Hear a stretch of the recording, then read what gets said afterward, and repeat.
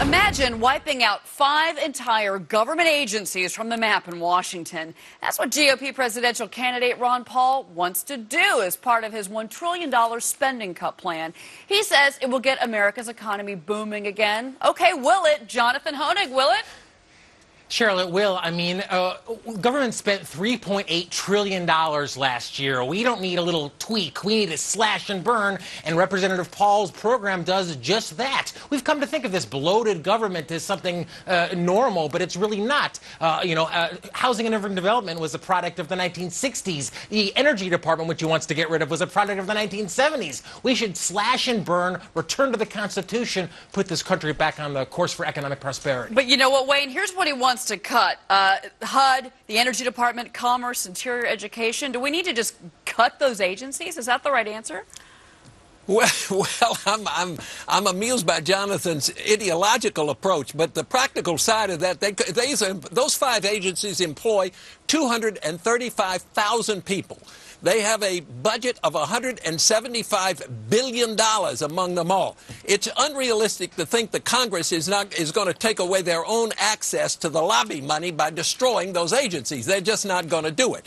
Can you cut them down? Yes. That would be a much more logical and a realistic plan if you could do that. But, Regina, there is more. He also has suggested repealing Obamacare, getting rid of Dodd-Frank, getting rid of Starbucks. I mean, all of these things he wants to just completely get rid of and basically get the government out of business. Another plan here? Actually, want to do a lot more because this is an 11-page document that his plan is. So it's not just eliminating those 5 agencies. It also substantially reduces funding for free school programs for impoverished kids. It substantially reduces funding for food stamps.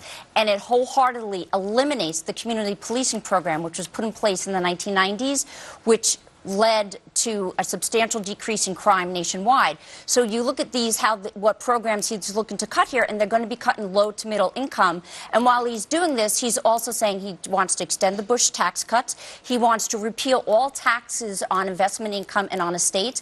And like you said, he wants to repeal wholeheartedly without even looking at the merits of some of the issues related to Dodd-Frank and Sarbanes-Oxley. And those two laws were put into place because of these bad actors on Wall Street. Right. There really are no merits to Sarbanes-Oxley or Dodd-Frank at this point. We can't find any. Look, the bottom line is you can cut as much as you want, but you question where the money goes when you cut it. When they have that money back in their hands again, what the heck are they going to do with it? It's certainly not coming back to you or I. So the problem is they don't know how to spend our money properly. Look, no one even knows what the Department of Interior does. For all we know, they decorate. But at the end of the day, these agencies are out there, and Wayne is right. They are not going to cut their own, and even if they do, they're going to keep the money themselves and do something stupid with it. Well, John Layfield, I don't know about that, but I've heard you've said this to me over and over on the show, John, that we need an energy plan. The country needs an energy plan. Ron Paul just wants to get rid of the Energy Department. What do you say to that? I would not get rid of the Energy Department. But look, when you have the average federal employee making $126,000 in Washington, D.C., those guys are not putting out fires and teaching kids. Those are bloated part of desk jobs that are overpaid right now and redundant in Washington, D.C. But when you take $1 trillion out of this economy, look what happened in the UK when David Cameron did that with his new government. That will probably push us into some type of recession. However, our choices are not good. We can either take the short-term pain or we can be Greece in 10 years. We've got to do this. But as far as stimulating growth, you take $1 trillion out, that's going to hurt. Jonathan? Yeah, and Cheryl, what I think is missed is that the very presence of the programs is actually destructive to the economy. The Department of Energy, for example, hurts exploration in this country. The Health Department, of course, has created the health mess. The Education Department, et cetera, et cetera. The federal government spends tremendous amounts of money in inhibiting freedom. We need to free the economy, get rid of these departments, and actually let prosperity grow. But Wayne, so I'm going to go back to what Wayne said, because Wayne, you've got more of a balanced approach. You're saying there can be cuts that can be made. $1 trillion in cuts, would that hurt the economy, do you think, or help the economy?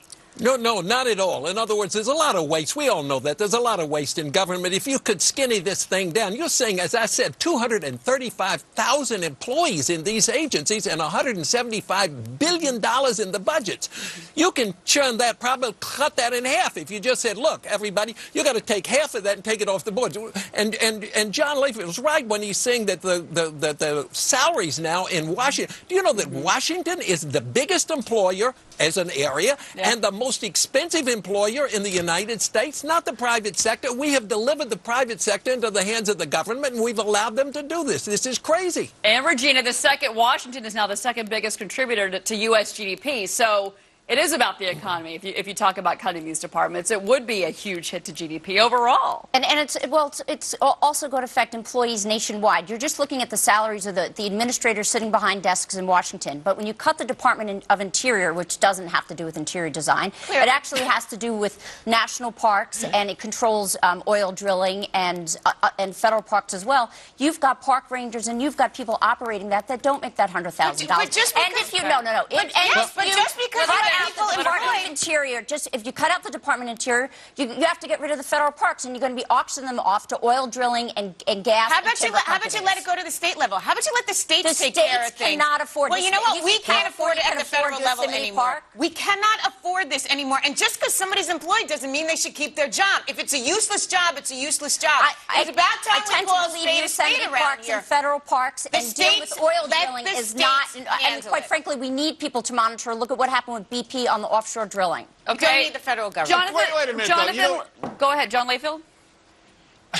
We keep talking about we either got to decide between grizzly bears or oil drilling. That's how you boil an argument down to emotion. And that's not what we're dealing with. We're dealing with really tough choices here. We're dealing with cutting $1 trillion out of the deficit, which we have to do. If we don't, we have $20 trillion in debt in 10 years. That is unsustainable. We're Greece at that point. Right. We either got to take one on the chin right Jonathan, now, or we got to get time. knocked out in 10 years. Last word, Jonathan. Yeah, what Representative Paul is proposing sounds so revolutionary. I guess if you consider the American Revolution to be that revolutionary. He's talking about following the Constitution. That's a great place to start for all of our political discourse. And cutting out funding for poor kids. That's a great way to go, guys. Okay, all right. There go poor kids again. Jonathan's last word. It's all emotional.